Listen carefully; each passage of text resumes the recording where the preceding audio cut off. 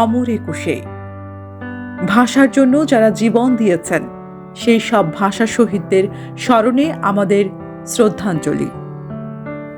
একটি জাতির জন্য তার ভাষা শুধু কথা বলার মাধ্যম না, ভাষা আমার মাতৃভাষা, ভাষা আমার ভালোবাসা, ভাষা আমার প্রাণ, একটি পূর্ণাঙ্গ ইতিহাস।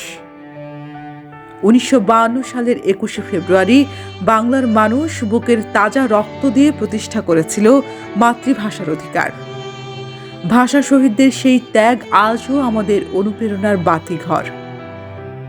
1947 সালে পাকিস্তান রাষ্ট্র প্রতিষ্ঠার পর বাংলা ভাষাভাষী সংখ্যাগরিষ্ঠ হলেও রাষ্ট্রভাষা হিসেবে উর্দু চাপিয়ে দেওয়ার সিদ্ধান্ত নেওয়া হয়।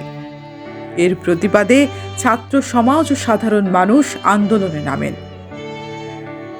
ঢাকা বিশ্ববিদ্যালয় কেন্দ্রিক এই ভাষা আন্দোলন দ্রুত ছড়িয়ে পড়ে সারা দেশে।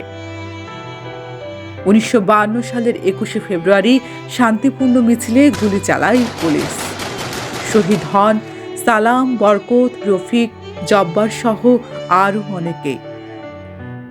বাংলা ভাষার জন্য জীবন দেয়া এই তরুণেরা ইতিহাসে অমর হয়ে আছেন ভাষা শহীদ হিসেবে।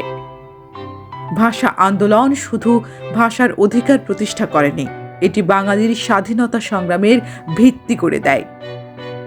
বাংলাদেশের সকল প্রজন্মের কাছে ভাষা শহীদদের এই ত্যাগ শুধু ইতিহাস নয়, এটি অধিকার, প্রতিবাদ এবং আত্মপরিচয়ের প্রতীক। মাতৃভাষার মর্যাদা রক্ষা করা আমাদের সাংস্কৃতিক দায়িত্ব।